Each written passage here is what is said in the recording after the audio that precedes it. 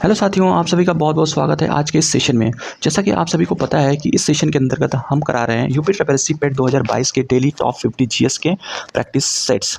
इसके पूर्व हमने 10 प्रैक्टिस सेट्स करा रखे हैं। अगर आप इस चैनल पर नए हो और आपने वीडियो नहीं देखा तो जाके सबसे पहले 10 प्रैक्टिस सेट्स ऑलमोस्ट 500 क्वेश्चन हो चुके हैं, उन सबका आप रिवीजन कर लें, क्योंकि यही क्वेश्चन है जो पैट जो आने वाला 15 अक्टूबर या फिर 16 अक्टूबर है, उसमें जितने भी क्वेश्चन पूछे जाएंगे इसी टाइप के पूछे जाएंगे। इनका लेवल मीडियम होगा, ना ही ज़्यादा टफ क्वेश्चन पूछे जाएंगे और ना ही ज़्यादा सिंपल क्वेश्चन या इजी क्वेश्चन पूछे जाएंगे। इसलिए आप इस कन्फ्यूजन में ना रहें कि सर ये आप जो करा रहे हैं क्वेश्चन बहुत सिंपल है, ईजी है। ऐसा कुछ नहीं है। जो 100 मार्क्स का पेट होता है, 100 मार्क्स में उसमें एटलीस्ट आपको 90 प्लस लाना है, तभी इसको सेफ स्कोर बोलेंगे, जिससे कि यूपी ट्रिपल एस सी में जितनी भी वैकेंसीज आने वाली हैं उनके मेंस एग्जाम में आप बैठ सको। अगर 90 से नीचे है, 85 से नीचे, 85 से 90 के बीच में आपका एक अच्छा स्कोर माना जाएगा। और आप सभी साथियों से निवेदन है कि प्लीज़ इस वीडियो को एटलीस्ट लाइक कर दिया करो यार, लाइक नहीं करते हो, और अपने दोस्तों में शेयर भी कर दिया करो ताकि उनकी भी हेल्प हो सके। और यदि आप इस साल पेट 2022 के एग्ज़ाम में बैठ रहे हो तो उसके लिए सामान्य हिंदी की जो प्रैक्टिस सीरीज़ है वो हमारे दूसरे चैनल पर शुरू हो चुकी है, जिसमें डेली शाम 8 बजे आपको टॉप 20 सामान्य हिंदी के प्रश्न दिए जाएंगे, जिनका लेवल बहुत ही अच्छा है और वो किसी न किसी एग्ज़ाम में पहले भी पूछे जा चुके हैं और किसी भी वनडे एग्ज़ाम में पूछे जाने की मैक्सिमम पॉसिबिलिटी है। और एक और बात, जितने भी क्वेश्चन मैं कराऊँ उसका आंसर आप कमेंट सेक्शन में प्लीज़ दे दिया करो, इससे आपकी तैयारी अच्छी बनी रहेगी। ओके, चलिए फाइनली आज का पहला क्वेश्चन है, सबसे पहले पहिए किससे बने थे? आपको बताना है सबसे पहले जो हमारे आदि मानव थे, हमारे पूर्वज थे, उन्होंने पहियों की खोज की थी, तो वो किस चीज़ से बने हुए थे? रबर से, कांच से, लोहे से या फिर लकड़ी से? आपको बताना है। इसका करेक्ट आंसर आप कमेंट सेक्शन में फटाफट दीजिए। तो आपको मैं बता दूं, जो सबसे पहले पहिए थे वो लकड़ी के बने थे। और पहिए की खोज किस युग में हुई थी, किस काल में हुई थी?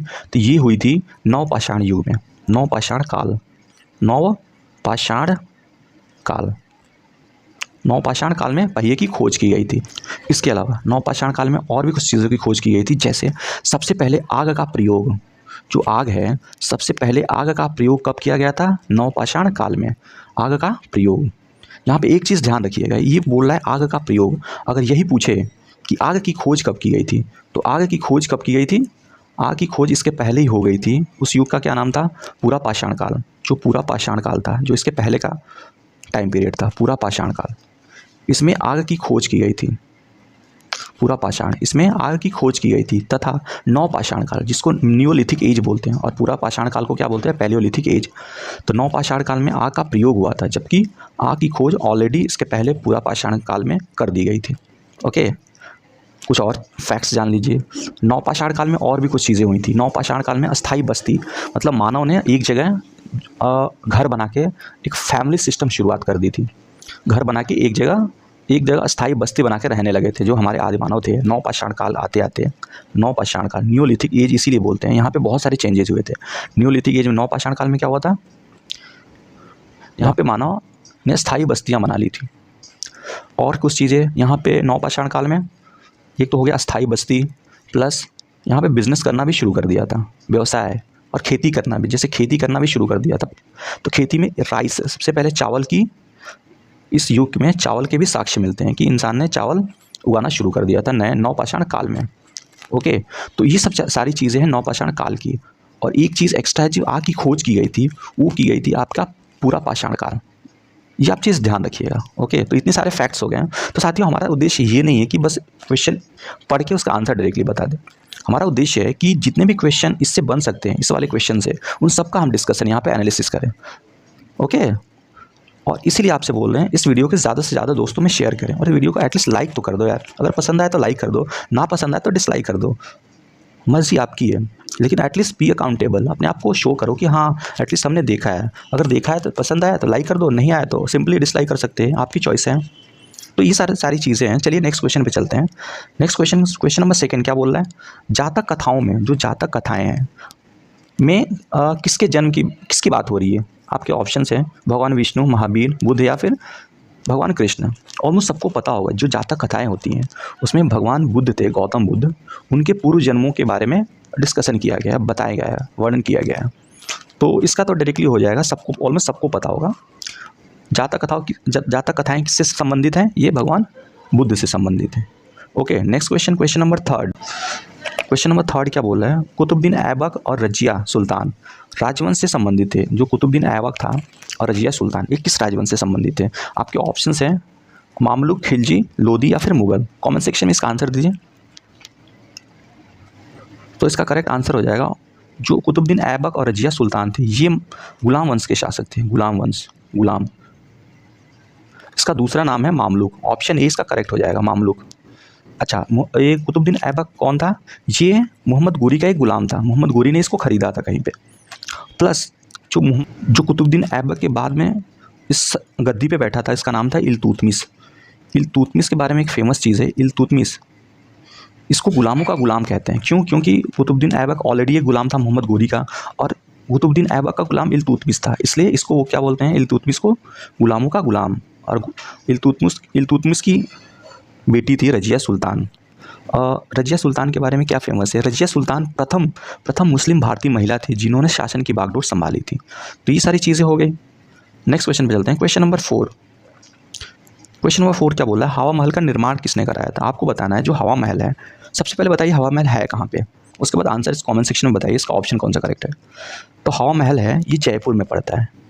हवा महल कहाँ पे है? जयपुर में। इसका निर्माण सन 1799 में महाराजा सवाई प्रताप सिंह, जो ऑप्शन सी है, महाराजा सवाई प्रताप सिंह ने कराया था।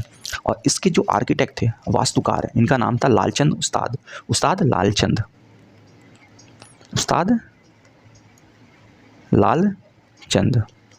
ओके, तो ये चीज़ है। चलिए नेक्स्ट क्वेश्चन में चलते हैं। क्वेश्चन नंबर क्या बोल रहा है? 4 हो गया। अभी क्वेश्चन नंबर 5।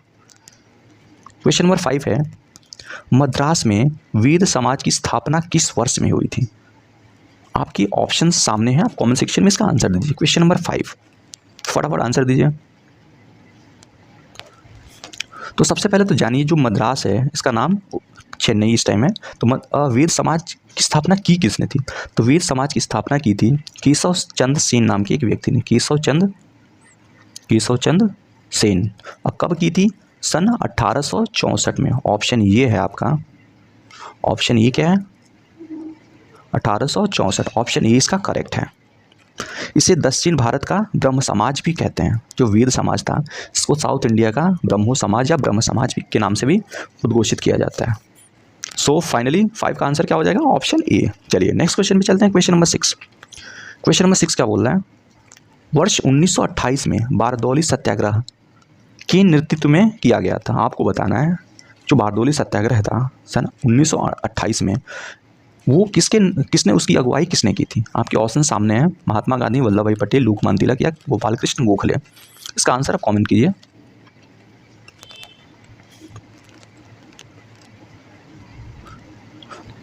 तो इसका करेक्ट आंसर हो जाएगा ऑप्शन नंबर बी, वल्लभ भाई पटेल। जो बारदौली सत्याग्रह था, एक्चुअली हुआ क्यों था? यह एक किसान आंदोलन था। ये सन 1928 में सूरत जिले के बारदौली जगह पे हुआ था, इसलिए इसको बोलते हैं बारदौली सत्याग्रह। इस आंदोलन के फलस्वरूप सरकार ने किसानों पर 30% की वृद्धि को पहले क्या किया था, जब ये विरोध हुआ और इसकी बागडोर वल्लभ भाई पटेल ने संभाली तो अंग्रेज़ों ने क्या किया, जो 30% टैक्स लगाए थे उसको 6.3 कर दिए थे, 6.3% पे कर दिया था, जो कि अपने आप में बहुत बड़ी चीज़ थी। कहाँ 30%, कहाँ 6.3%। ओके, इस आंदोलन के पश्चात, इस आंदोलन में सफलता जब मिली तो वहाँ की जो महिलाएं थी गांव की, उन्होंने जो वल्लभ भाई पटेल थे इनको उपाधि दी थी सरदार की उपाधि यहीं पे दी थी। तो सरदार की उपाधि वल्लभ भाई पटेल को किसने दी थी? बारदौली सत्याग्रह के महिलाओं ने। ओके, चलें नेक्स्ट क्वेश्चन पे चलते हैं। Question number 7। क्वेश्चन नंबर 7 क्या बोल रहा है? क्वेश्चन नंबर 7 क्या बोल रहा है, भारतीय राष्ट्रीय आंदोलन के दौरान लोकमान्य तिलक द्वारा निम्नलिखित में से कौन सा समाचार पत्र निकाला गया था? आपको बताना है। भारतीय राष्ट्रीय आंदोलन हो रहा था, उसके दौरान लोकमान्य तिलक ने कौन से अखबार पब्लिश किए थे? आपके ऑप्शन सामने हैं, इसका करेक्ट आंसर आपको कमेंट सेक्शन में बताना है। चलिए फटाफट इसका आंसर दीजिए। तो इसका आंसर हो जाएगा ऑप्शन नंबर, इसका आंसर क्या हो जाएगा? Option B, Kesari. तो लोकमान्य तिलक ने 2 अखबार मुख्यतः निकाले थे। पहला का नाम था केसरी और दूसरा का नाम था मराठा। 2 चीज़ें याद रखिए। मराठा, जो मराठा था वो एक्चुअल में मराठी लैंग्वेज में ना होकर इंग्लिश लैंग्वेज में निकलता था। इसका पब्लिकेशन किस लैंग्वेज में होता था, किस भाषा में? इंग्लिश पब्लिकेशन में, इंग्लिश लैंग्वेज में। जो केसरी था, केसरी का पब्लिकेशन ये होता था मराठी में। तो इस चीज़ से कंफ्यूज ना हो, जो मराठा था अखबार वो इंग्लिश में निकलता था और केसरी था वो मराठी में निकलता। ओके प्लस अब देखिए एक और अखबार है, एक तो बंगाली अखबार नहीं है, ये अमृत बाजार पत्रिका, अमृत बाजार पत्रिका और युगांतर। तो युगांतर जो था ये भी एक समाचार पत्र ही था, जिसकी स्थापना कब की गई थी? सन 1906 में। 1906 में अरविंद घोष एवं भूपेंद्रनाथ दत्त ने की थी। ओके, भूपेंद्रनाथ दत्त ने की थी। अब नेक्स्ट क्या है? ये अमृत बाजार पत्रिका, ये भी क्वेश्चन में पूछ रहा है, अमृत बाजार पत्रिका की स्थापना कब हुई थी या फिर किसने की थी? तो अमृत बाजार पत्रिका की स्थापना की थी शिशिर कुमार घोष ने। शिशिर कुमार घोष, याद रखिए, शिशिर कुमार घोष ने। कब? 1868 में। तो इतनी सारी चीज़ें आपको पता हो गई इस एक क्वेश्चन से। चलिए नेक्स्ट क्वेश्चन पे चलते हैं। क्वेश्चन नंबर 7 हो गया। क्वेश्चन नंबर 8, क्वेश्चन नंबर 8 क्या बोला है? अक्टूबर 1907 में, अक्टूबर 1907 में, अच्छा ये तो हो गया शायद, नहीं, अक्टूबर 1907 में लाला लाजपत द्वारा एक राज्य स्तरीय सम्मेलन आयोजित किया गया था, जिसे कहा गया है, आपको बताना है, अक्टूबर 1907 में लाला लाजपत राय ने कोई एक स्तरीय सम्मेलन का आयोजन किया था, उसका नाम क्या था? उसका नाम आपको बताना है। कमेंट सेक्शन में इसका आंसर बताइए। तो इसका आंसर हो जाएगा ऑप्शन सी, स्वदेशी आंदोलन। 1907 में, तो थोड़ा भी गेस करेंगे तो 1905 में क्या हुआ था? बंगाल विभाजन। 1911 में बंगाल विभाजन वापस ले लिया गया था। बीच में क्या हो रहा था? विरोधी तो हो रहा था, तो स्वदेशी आंदोलन इसी दौरान हुआ था। ओके चलिए नेक्स्ट क्वेश्चन पे चलते हैं। क्वेश्चन नंबर 9, क्वेश्चन नंबर 9 क्या बोल रहा है? सिपाही विद्रोह में प्रारंभ हुआ, सिपाही विद्रोह की शुरुआत कब हुई, ये पूछ रहे हैं। तो सबको पता होगा पहली क्रांति कब हुई थी? सन 1857। उसी को हम लोग सिपाही विद्रोह कहते हैं। ओके चलिए इसका आंसर हो जाएगा क्वेश्चन नंबर 9 का ऑप्शन डी। नेक्स्ट क्वेश्चन पे चलते हैं। क्वेश्चन नंबर 10, नेक्स्ट क्वेश्चन पे चलते हैं। क्वेश्चन नंबर 10 क्या बोल रहा है? निम्नलिखित में से किस आंदोलन ने गांधी को एक सच्चा नेता बताया? बहुत ही सुंदर क्वेश्चन है, आपको कमेंट सेक्शन में इसका आंसर बताना है। ऐसा कौन सा आंदोलन था जिसमें गांधी जी को एक सच्चा नेता बताया गया है? क्वेश्चन नंबर 10 है, इसका आंसर कमेंट कीजिए। तो इसका आंसर हो जाएगा ऑप्शन सी, रॉलेट सत्याग्रह। ये कब आया था? रॉलेट जो एक्ट आया था उसके विरोध में। रॉलेट एक्ट था वो मार्च 1919 में, मार्च 1919 में लागू हुआ। इस एक्ट के अंतर्गत विशेष न्यायालय की स्थापना की गई थी, जिसके अनुसार प्रांतीय सरकारों को, जो स्टेट गवर्नमेंट थी, उनको बिना वारंट के, बिना तलाशी के डायरेक्ट गिरफ्तार कर लिया जाता था। ओके, इस कानून को, उस कानून को क्या कहा गया है? बिना वकील बिना दलील का कानून। इसको क्या बोलते थे? बिना वकील बिना दलील का काला कानून, क्योंकि इसमें बिना सुनवाई सुने, बिना हियरिंग के डायरेक्टली अरेस्ट कर लिया जाता था आपको। तो ये सब चीज़ें हैं। Next question, question number 11, question number 11 क्या बोल रहा है? निम्नलिखित में से कौन ऊर्जा का स्रोत नहीं है? निम्नलिखित में से कौन सा है जो जिससे ऊर्जा पैदा नहीं होती? आपको कमेंट सेक्शन में इसका आंसर बताना है। ऑप्शन ए है सिंचित भूमि, ऑप्शन बी है पृथ्वी का आंतरिक भाग, ऑप्शन सी है परमाणु नाभिक, या फिर ऑप्शन डी ज्वार भाटा। इसमें से कौन सा ऑप्शन है जहाँ से ऊर्जा प्राप्त नहीं होती, ऊर्जा का स्रोत नहीं है? जैसे सन, पृथ्वी पर सबसे बड़ा ऊर्जा का स्रोत क्या है? सूर्य। तो जो ऑप्शन दिए उसमें से कौन सा है जहाँ से एनर्जी नहीं निकलती? तो इसका ऑप्शन हो जाएगा option A is the correct answer, सिंचित भूमि। बाकी पृथ्वी का आंतरिक भाग आपको पता है, परमाणु नाभिक, यहाँ से भी एटॉमिक स्टेशन स्थापित किए गए ना, यहाँ से भी एनर्जी पैदा की जाती है, बिजली पैदा की जाती है। ज्वार भाटा है, इससे भी हाइड्रो इलेक्ट्रिक प्लांट बनाए जाते हैं इसके ऊपर। तो ऑप्शन ए है जो सिंचित भूमि, उससे हम एनर्जी प्राप्त नहीं कर सकते, इसलिए करेक्ट आंसर हो जाएगा ऑप्शन बी, इसलिए करेक्ट आंसर हो जाएगा ऑप्शन ए, सिंचित भूमि। चलिए नेक्स्ट क्वेश्चन पे चलते हैं। क्वेश्चन नंबर 12, क्वेश्चन नंबर 12 क्या बोल रहा है? निम्नलिखित में से कौन सी नदी सप्त सैंधव क्षेत्र में फैल जाती है और बाद में सूख जाती है? बाद में सूख जाती है, अगर आपको ये टर्म पकड़ना आ गया ना, ऐसी कौन सी नदी है जो जिसका एग्जिस्टेंस ही नहीं है? ऑब्वियसली देखिए, चिनाब है, यमुना है, सरस्वती है, कन्फ्यूज़न है, झेलम ये भी है।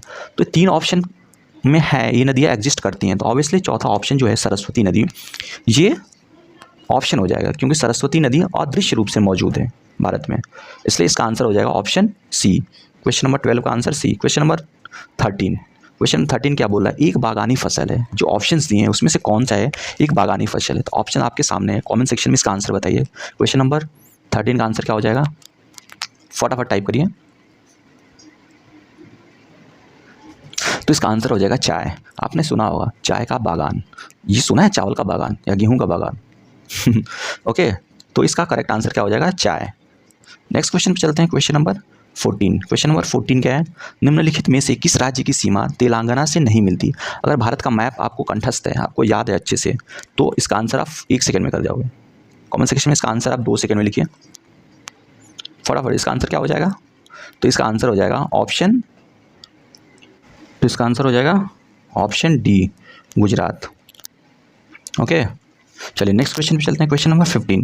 क्वेश्चन नंबर 15 क्या बोल रहा है, उत्तर पूर्व की पहाड़ियों को क्या कहा जाता है? जो नॉर्थ ईस्ट की पहाड़ियाँ हैं उनको किस नाम से बुलाया जाता है? तो इसका आंसर कमेंट सेक्शन में बताइए। तो नॉर्थ ईस्ट की पहाड़ियाँ हैं उनको पूर्वांचल कहते हैं। हिमाद्री किसको बोलते हैं? जो हिमालय का ऊपरी भाग है जिसकी ऊंचाई ज़्यादा है उसको बोलते हैं हिमाद्री, या फिर महान हिमालय। जो मिडिल वाला पार्ट है उसको मिडिल हिमालय, मध्य हिमालय या फिर हिमांचल बोलते हैं। और जो सबसे लोवेस्ट हाइट वाला पार्ट है वाह हिमालय या फिर इनको शिवालिक बोलते हैं। चलिए नेक्स्ट क्वेश्चन, क्वेश्चन नंबर 15 हो गया। Question number 16। क्वेश्चन नंबर 16 क्या बोल रहा है, वैज्ञानिक सामाजिक जिम्मेदारी को गहन बनाने के लिए वैज्ञानिक और औद्योगिक अनुसंधान परिषद CSIR के द्वारा कौन सी पहल शुरू की गई थी? तो ये पहल शुरू की गई थी जिज्ञासा। कौन सी शुरू गई थी पहल? जिज्ञासा। इसका मुख्य उद्देश्य क्या था? छात्रों और अध्यापकों में वैज्ञानिक दृष्टिकोण को विकसित करना तथा जिज्ञासु प्रवृत्ति को प्रोत्साहित करना, इसका एम था। चलिए next question, question number 17। Question number 17 है, निम्नलिखित में से किस संगठन द्वारा बैंकों की ब्याज दरें निर्धारित और विनियमित की जाती हैं? इसका करेक्ट आंसर आपको कमेंट में बताना है। इसका करेक्ट आंसर हो जाएगा option D, reserve bank of India. इसको बैंकर्स ऑफ द बैंक भी बोलते हैं, बैंकों का बैंक। चलिए next question, question number 18। Question number 18 क्या बोल रहा है? क्वेश्चन नंबर 18 बोल रहा है, निम्नलिखित में से ऋण माफी शब्द किससे संबंधित है? जो ऋण माफी है किससे संबंधित है? कृषि से। आपने सुना होगा न्यूज़ में ना, किसानों का इतना ऋण माफ़ हो गया। ये सारी चीज़ें किसके संबंध में आती हैं? कृषि के संबंध में। तो क्वेश्चन नंबर 18 का आंसर हो जाएगा option D. Next question, question number 19। एक बैंकिंग आउटलेट जो हफ्ते में 5 दिन और न्यूनतम कितने घंटे प्रतिदिन खुलता है? तो ये होता है न्यूनतम कम से। Okay, next question, question number 21। Question number 21 क्या बोल रहा है, भारतीय संविधान के किस अनुच्छेद के तहत राष्ट्रीय ध्वज फहराने का अधिकार है? बहुत ही प्यारा क्वेश्चन है, इसका आंसर आप कमेंट सेक्शन में बताइए। ये मोस्ट इंपॉर्टेंट है, ये आ सकता है एग्जाम में। इसका करेक्ट आंसर आप कमेंट सेक्शन में बताइए। भारतीय संविधान के किस आर्टिकल के तहत हमें राष्ट्रीय ध्वज फहराने का अधिकार प्राप्त होता है? तो इसका करेक्ट आंसर हो जाएगा option A, article 19A। Article 19A। Article 19A के तहत अभिव्यक्ति की आज़ादी प्रदान की गई है। Next question, question number 22। Question number 22 क्या है, मूलभूत अधिकारों में से अधिकांश हमारे संविधान के किस आर्टिकल में शामिल है? जो एक्चुअली ये पूछ रहा है मूलभूत अधिकार हैं वो किस आर्टिकल के अंतर्गत आते हैं? तो इसका आर्टिकल होता है जो फंडामेंटल राइट्स हैं वो 12 से 35, जो भाग 3 है हमारा, भाग 3 भारतीय संविधान का भाग 3। भाग 3 में कितने आर्टिकल हैं? भाग 3 कहाँ से शुरू होता है? 12 से लगाए 35 तक। और भाग 4 इसमें राज्य के नीति निर्देशक तत्व जो 36 से 51 तक है। ओके, नेक्स्ट क्वेश्चन पे चलते हैं, क्वेश्चन नंबर 23। क्वेश्चन नंबर 23 है, 1946 में संविधान सभा का गठन किसके द्वारा बनाई गई योजना के तहत किया गया था? इसका आंसर आपको कमेंट सेक्शन में लिखना है, फटाफट इसका आंसर लिखें आप। तो इसका आंसर हो जाएगा ऑप्शन डी, कैबिनेट मिशन योजना। वर्ष 1946 में ब्रिटेन के प्रधानमंत्री एटली ने भारत में एक 3 सदस्यीय उच्च स्तरीय शिष्टमंडल भेजने की घोषणा की थी। इस शिष्टमंडल में ब्रिटिश कैबिनेट के 3 सदस्य लॉर्ड पैथिंग लॉरेंस, भारत सचिव जो उस टाइम के थे, Lord Pethick Lawrence, Sir Stafford Cripps और तीसरे थे A.V. अलेक्जेंडर। ओके, तो इसी की सिफारिश पे संविधान सभा का गठन हुआ था 1946 में। अच्छा, संविधान सभा की पहली बैठक कब हुई थी? 9 दिसंबर 1946 में। 9 दिसंबर 1946 में इसकी पहली बैठक हुई थी, जिसके अध्यक्ष किसको बनाया गया था? सच्चिदानंद सिन्हा को। और इसके 2 दिन बाद 11 दिसंबर को इनको रिप्लेस कर दिया गया। परमानेंट जो प्रेसिडेंट इनको बनाया गया? राजेंद्र प्रसाद को। ओके, इतने सारे क्वेश्चन हैं। चलिए नेक्स्ट क्वेश्चन चलते हैं, क्वेश्चन नंबर 24। क्वेश्चन नंबर 24 बोला उच्चतम न्यायालय के सदस्यों, उच्चतम न्यायालय के न्यायाधीश होते हैं, उनकी सेवानिवृत्ति आयु क्या होती है? जो सुप्रीम कोर्ट के जज होते हैं वो किस उम्र में रिटायर हो जाते हैं? तो इसका करेक्ट आंसर आपको कमेंट सेक्शन में लिखना है, फटाफट आंसर दीजिए।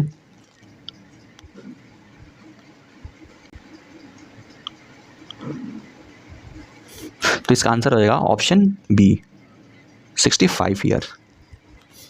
ये तो था उच्चतम न्यायालय, सुप्रीम कोर्ट के जज की सेवानिवृत्ति आयु। अगर यही पूछे कि उच्च न्यायालय के जो जज होते हैं उनकी रिटायरमेंट एज कितनी होती है? उनकी होती है 62 ईयर्स। ये हाई कोर्ट का है और ये सुप्रीम कोर्ट का है। चलिए नेक्स्ट क्वेश्चन पे चलते हैं, क्वेश्चन नंबर 25। क्वेश्चन नंबर 25 क्या बोल रहा है? किस अनुच्छेद के अनुसार वैध कारणों के आधार पर राज्य में राष्ट्रपति शासन लागू किया जा सकता है? पूछ रहा है किस आर्टिकल के अंदर ये प्रावधान है कि राज्यों में राष्ट्रपति शासन लागू कर सकता है? तो इसका आंसर है ऑप्शन ए, 356। जो आर्टिकल 351 आता है, 352, इसमें देश में नेशनल इमरजेंसी मतलब राष्ट्रीय आपातकाल की घोषणा ये की शक्ति मिली है राष्ट्रपति को। अगर राष्ट्रपति चाहे तो देश में राष्ट्रपति शासन लागू कर सकता है। और 356 हो गया 360, आर्टिकल 360 में क्या बोला गया है? वित्तीय आपातकाल, वित्तीय फाइनेंशियल इमरजेंसी की बात कर रहा है यहाँ पे। तो ये तीन चीज़ें, तीन आर्टिकल काफ़ी इंपॉर्टेंट है। पहला क्या है? नेशनल इमरजेंसी 352, 356 क्या है? राज्य में राष्ट्रपति शासन, और 360 क्या है? वित्तीय आपातकाल। चलिए नेक्स्ट क्वेश्चन पे चलते हैं, क्वेश्चन नंबर 26। क्वेश्चन नंबर 26 क्या बोला है? किसी इलेक्ट्रिक सर्किट में जूल में किया गया कार्य जब एक इकाई विद्युत, एक इकाई यूनिट जो आवेश एक बिंदु से दूसरे बिंदु पर स्थानांतरित होता है तो उसे कहते हैं, एक बिंदु से दूसरे बिंदु विभवांतर होता है, पोटेंशियल डिफरेंस बोलते हैं इसको, पोटेंशियल डिफरेंस। इसका फॉर्मूला होता है VB minus BA equal to W/Q। चाहिए VB क्या है? पॉइंट B पे वोल्टेज ड्रॉप, माइनस BA क्या है? पॉइंट A पे वोल्टेज ड्रॉप। अगर Q इक्वल टू 1 कर दिया जाए तो W हो जाएगा, इसलिए इसका आंसर हो जाएगा ऑप्शन बी। क्वेश्चन नंबर 26 का आंसर क्या हो जाएगा? विभवांतर। Okay next question, question number 27। Dynamo ऊर्जा परिवर्तित करता है, आपको बताना जो डायनामो होता है उसका काम क्या है? इसका आंसर आप कमेंट सेक्शन में लिखिए। विद्युत को यांत्रिक ऊर्जा में बदलना, चुंबकीय को विद्युत में बदलना, यांत्रिक को विद्युत में बदलना, या इनमें से कोई नहीं। इसका करेक्ट आंसर क्या हो जाएगा? तो इसका आंसर हो जाएगा ऑप्शन सी, यांत्रिक ऊर्जा को विद्युत ऊर्जा में बदलता है डायनामो। अच्छा आपको बताना है डायनामो की खोज किसने की थी? तो डायनामो की खोज की थी माइकल फैराडे ने, माइकल फैराडे। काफ़ी अच्छा क्वेश्चन है, याद रखिएगा। चलिए नेक्स्ट क्वेश्चन, क्वेश्चन नंबर 28। बेहतरीन स्वर्ण सॉल होता है, इसका कलर क्या होता है? आपको बताना है क्वेश्चन नंबर 28 का आंसर। तो आपको बता दें जो स्वर्ण सॉल होता है ये कोलाइडी बिलियन है, कोलाइडी बिलियन, जिस कारण बेहतरीन स्वर्ण सॉल के घोल का रंग रेड होता है। इसका आंसर हो जाएगा ऑप्शन ए। लेकिन जैसे जैसे आकार बढ़ता है इसका रंग बदलकर नीला, फिर बैगनी और अंत में गोल्डन कलर हो जाता है। और ये विद्युत और ऊष्मा का क्या होता है? सुचालक होता है। Okay next question, question number 29। Question number 29 क्या बोल रहा है? एंजाइम्स होते हैं, आपको बताएं जो एंजाइम्स होते हैं उनका कार्य क्या होता है एक्चुअल में? श्वसन में इनका ये क्या करते हैं? श्वसन में हेल्प करते हैं, भोजन को पचाने में हेल्प करते हैं, प्रतिरक्षा प्रणाली में हेल्प करते हैं, या प्रजनन में हेल्प करते हैं? आपको कमेंट सेक्शन में इसका करेक्ट आंसर बताना है। एंजाइम्स किसकी सहायता करते हैं स्पेशली? तो एंजाइम्स होते हैं, एंजाइम्स ये प्रोटीन अणुओं से मिलकर बने होते हैं। एंजाइम्स प्रोटीन अणुओं से मिलकर ये बायो कैटलिस्ट होते हैं, बायो कैटलिस्ट इनको बोलते हैं, बायो कैटलिस्ट। इनका मुख्य कार्य है भोजन के पाचन में महत्वपूर्ण भूमिका निभाना। तो इसका करेक्ट आंसर हो जाएगा 28 का ऑप्शन बी, भोजन पचाने में हेल्प करते हैं।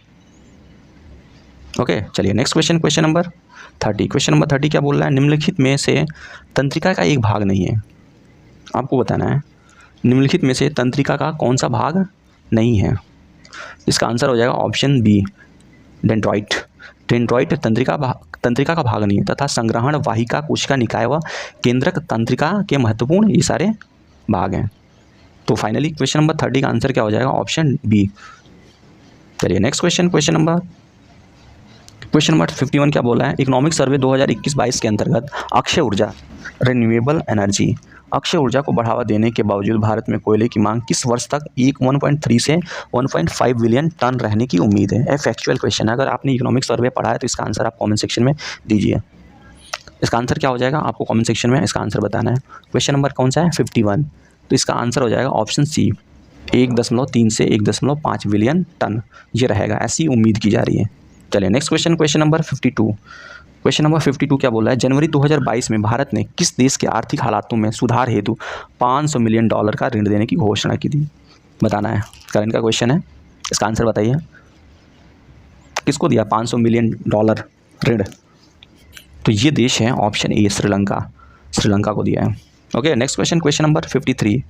ये क्या बोल रहा है, फरवरी 2022 में प्रधानमंत्री नरेंद्र मोदी ने हैदराबाद के निकट मुचिनताल में तमिल वैष्णव संत रामानुजाचार्य की प्रतिमा स्टैचू ऑफ इक्वालिटी को राष्ट्र को समर्पित किया।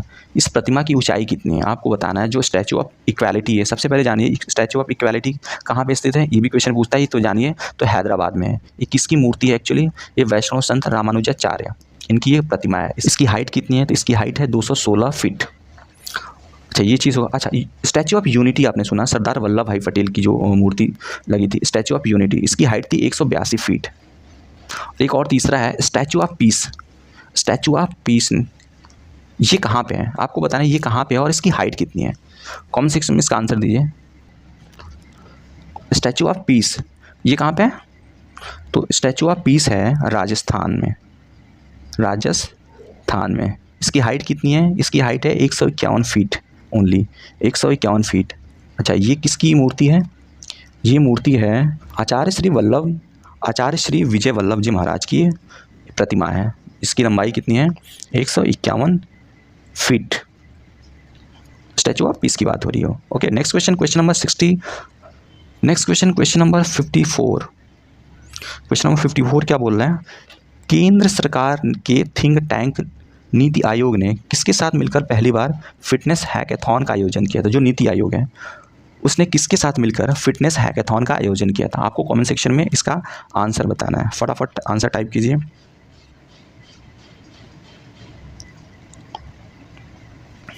इसका आंसर क्या हो जाएगा, क्वेश्चन नंबर कौन सा है, 54।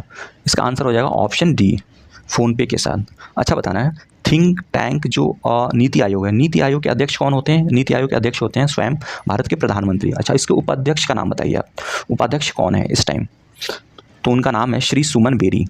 श्री सुमन बेरी इनके उपाध्यक्ष हैं, Suman Bery. Okay next question, question number 55।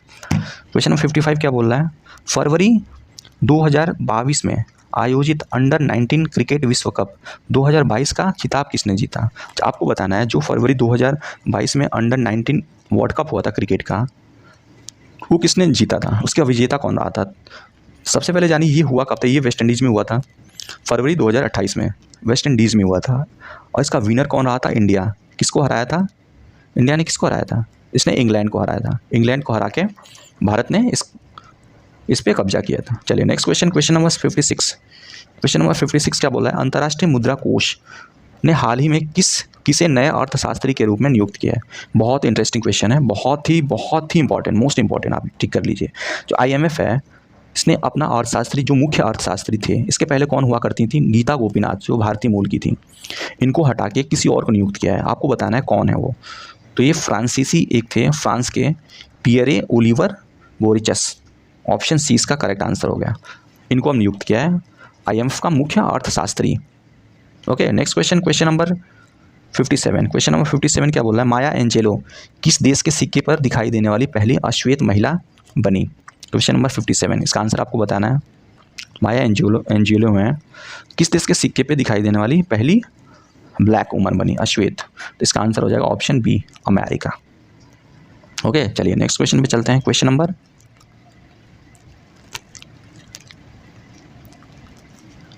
Next question है question number 58। World air quality report के अनुसार विश्व का सबसे प्रदूषित देश कौन सा है। आपको बताना है वर्ल्ड एयर क्वालिटी रिपोर्ट, इसके अकॉर्डिंग विश्व का सबसे प्रदूषित देश कौन सा है। तो इसका कमेंट सेक्शन में इसका आंसर दीजिए, बहुत इंपॉर्टेंट क्वेश्चन है। क्वेश्चन ऐसे टाइप के क्वेश्चन आएंगे, तो इसका करेक्ट आंसर हो जाएगा ऑप्शन ए, बांग्लादेश। बांग्लादेश ये विश्व का सबसे प्रदूषित देश है। लेकिन अगर यही क्वेश्चन पूछे प्रदूषित सिटी की बात करें, शहर की बात करें, तो हमारे देश की राजधानी है दिल्ली। ये दुनिया की सबसे मोस्ट पॉल्यूटेड सिटी बन गई है। ओके, और सेकंड नंबर पे है बांग्लादेश की राजधानी ढाका। तो अगर शहर पूछे तो दिल्ली आंसर इसका होगा, और कंट्री पूछे तो बांग्लादेश। ओके, जो मोस्ट पॉल्यूटेड सिटीज़ की जो रिपोर्ट आई है उसमें टॉप 15 में से टॉप 10 नहीं एक्चुअली, कुल 15 में से 10 शहर हैं वो हमारे इंडिया के ही हैं। Okay, next question number 59। Question number 59 क्या बोला है? हाल ही में केवलादेव राष्ट्रीय उद्यान में अफ्रीका की बोया नहीं बोमा होता है, बोमा टेक्नोलॉजी होती है, बोमा टेक्नोलॉजी का प्रयोग किया गया। यह राष्ट्रीय उद्यान किस राज्य में है स्थित है, बताना आपको। तो ये जानिए, केवलादेव घाना राष्ट्रीय उद्यान कहाँ पे? राजस्थान के भरतपुर जिला में, राजस्थान के भरतपुर ज़िले में ये स्थित है। ये बोमा टेक्नोलॉजी क्या होती है? ये होती है जो जानवर, जो जीव रहते हैं उस उद्यान में, राष्ट्रीय नेशनल पार्क में, उनको एक जगह से दूसरी जगह ट्रांसलोकेट करने की जो पद्धति होती है, उन जो प्रोसेस होता है, कैसे उनको पकड़ें, फिर कैसे उनको रिलीज़ करें, ये सारी एक टेक्निक होती है जो स्पेशली अफ्रीका में यूज़ की जाती थी। उसका यूज़ करके यहाँ पे जो राजस्थान है, राजस्थान के केवलादेव राष्ट्रीय उद्यान में हिरण को चेंज किया गया एक जगह से दूसरी जगह। तो फिलहाल इसका आंसर हो जाएगा, क्वेश्चन नंबर 59 का आंसर हो जाएगा केवलादेव कहाँ पे है राष्ट्रीय उद्यान? Option C, Rajasthan. Next question number 60। Question number 60 क्या बोल रहा है? विश्व असमानता रिपोर्ट 2022 से संबंधित निम्न कथनों पर विचार कीजिए। देखिए, रिपोर्ट के अनुसार भारत गरीब व बहुत असफलता वाला देश है। भारत में टॉप 10 अमीरों की आय, देश की आय का 57% है। 17वीं लोकसभा के 542 सांसदों में से 100 सदस्य करोड़पति हैं। इसमें से कौन सा सही पूछ रहा है? जितने पॉइंट्स दिए हैं इसमें से कौन सा सही है? आपके ऑप्शंस सामने हैं, आपको करेक्ट आंसर इसका चूज़ करना है। क्वेश्चन नंबर 60 का आंसर बताइए आप। तो पहला जो पॉइंट है, रिपोर्ट के अनुसार भारत गरीब और बहुत असमानता वाला देश है, तो ये सही है बिल्कुल। सेकंड पॉइंट क्या बता रहा है? भारत में टॉप 10 अमीरों की आय, देश की आय का 57% है, ये भी सही है। पॉइंट 3 क्या बोला? 17वीं लोकसभा में 542 सांसदों में से 100 सदस्य करोड़पति हैं, ऐसा कुछ नहीं है, गलत है। तो इसका आंसर ऑप्शन ए हो जाएगा, ऑप्शन ए। 60 का आंसर हो जाएगा ऑप्शन ए। नेक्स्ट क्वेश्चन पे चलते हैं। क्वेश्चन नंबर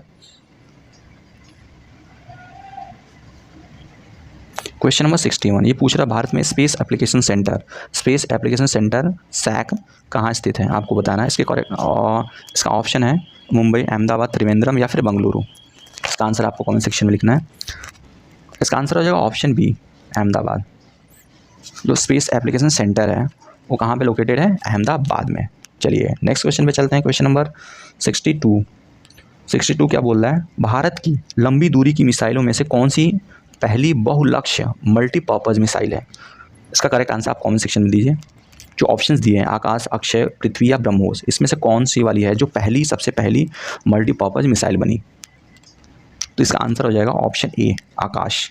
आकाश क्या? Land to air. ये क्या मार करती है? जो पृथ्वी से, मतलब ज़मीन से हवा में मार करने वाली मिसाइल है। और पृथ्वी क्या है? पृथ्वी से ही पृथ्वी के बीच, सरफेस टू सरफेस। आकाश क्या है? Surface to air. ओके, और ब्रह्मोस। अच्छा, ब्रह्मोस के बारे में, ये ब्रह्मोस जो मिसाइल है भारत और रशिया के संयुक्त प्रयासों से विकसित की गई थी। अच्छा, ब्रह्मोस की स्पीड कितनी होती है? अब 3 मैक। मैक क्या होता है? Speed of sound. 3 मैक से ज़्यादा है स्पीड। और ब्रह्मोस है क्या है एक्चुअल में? ये सुपरसोनिक क्रूज मिसाइल है। ब्रह्मोस सुपरसोनिक क्रूज मिसाइल बोलते हैं इसको। चलिए next question number 63। Question number 63 क्या बोला है? कार रेसिंग ड्राइवर माइकल शुमार किस देश के निवासी हैं? अगर आप रेसिंग में इंटरेस्ट रखते हो तो इसका आंसर आपको पता होगा। क्वेश्चन नंबर 63 का आंसर हो जाएगा जर्मनी। ये जर्मन एक रेसिंग ड्राइवर हैं, Michael Schumacher. Next question number 64 का क्या है? प्रत्येक वर्ष उत्कृष्टता के लिए मूर्ति देवी अवार्ड किस फील्ड में दिया जाता है? उत्कृष्टता के लिए मूर्ति देवी अवार्ड। क्वेश्चन नंबर 64, इसका आंसर बताइए। कमेंट सेक्शन में इसका आंसर दीजिए। इसका आंसर क्या हो जाएगा? तो इसका आंसर हो जाएगा ऑप्शन डी, साहित्य लिटरेचर के क्षेत्र में दिया जाता है प्रत्येक वर्ष मूर्ति देवी अवार्ड। चलिए नेक्स्ट क्वेश्चन पे चलते हैं। क्वेश्चन नंबर 65 क्या है?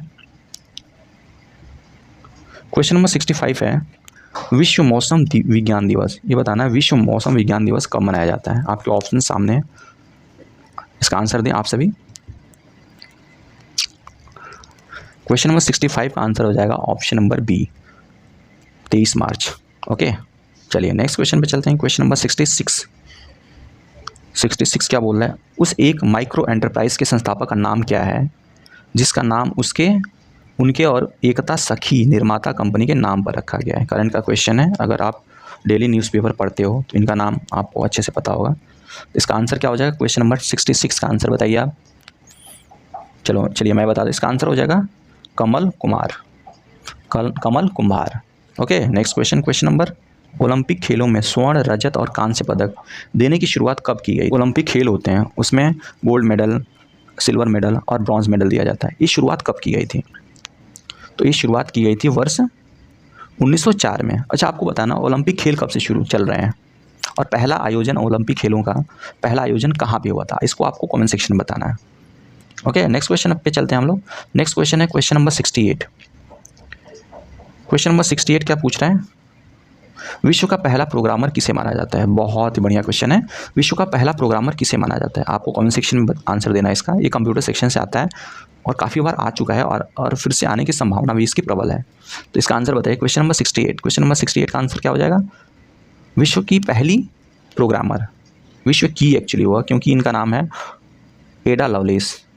करेक्ट आंसर हो जाएगा ऑप्शन बी, एडा लवलेस। अच्छा, ये टिम बर्नर्ली है, इन्होंने WWW वर्ल्ड वाइड वेब की स्थापना की थी, खोज की थी। ओके, चलिए नेक्स्ट क्वेश्चन चलते हैं। Question number 69। FTP का फुल फॉर्म बताना है आपको। FTP कंप्यूटर से क्वेश्चन आ रहे हैं, दोनों क्वेश्चन कंप्यूटर से है।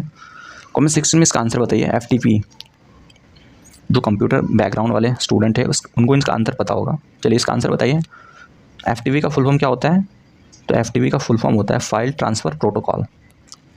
Option C is the correct answer, right. So आज के सेशन का लास्ट क्वेश्चन है, भारतीय अमेरिकी लेखक श्याम शरण द्वारा लिखित बुक का नाम आपको बताना है। इसमें से कौन सी बुक है जो भारतीय मूल की अमेरिकी लेखक श्याम शरण द्वारा लिखा गया है? आपके ऑप्शन सामने हैं, आपको करेक्ट आंसर इसमें से बताना है। इसका करेक्ट आंसर क्या हो जाएगा? तो इसका करेक्ट आंसर हो जाएगा option B, how India sees the world, from Kautilya to Modi. ये इन्होंने लिखा है। चलिए, तो ये तो द बाइंडिंग वाइन है, ये किसने लिखा है? ये एक्चुअली नॉवेल है शशि देशपांडे नाम की एक राइटर की। नॉवेल क्या नाम है इनका? शशि देशपांडे। और तीसरा क्या? Ladies cop. इसको किसने लिखा है? ये भी एक नॉवेल ही है, उपन्यास है, अनीता नायर जी ने इसको लिखा है। अनीता नायर, ये नायर है। प्लस ये द विलेज बाय द सी, ये भी एक उपन्यास है। इसको लिखा है अनीता देसाई, ये अनीता देसाई हैं। और जो लेडीज कॉप है ये अनीता नायर है। तो ये सारी चीज़ें आपको ध्यान में रखनी है, कोई भी क्वेश्चन पूछ सकते हैं। ओके, सो फाइनली ये था आज का सेशन। आई होप ये सेशन आपको अच्छा लगा होगा। अगर अच्छा लगे तो कमेंट सेक्शन में ज़रूर बताएं, और कोई भी सुझाव हो तो प्लीज़ कमेंट सेक्शन में हमको ज़रूर बताएं ताकि इम्प्रूवमेंट किया जा सके। तो चलिए मिलते हैं नेक्स्ट सेशन में, तब तक के लिए जय हिंद।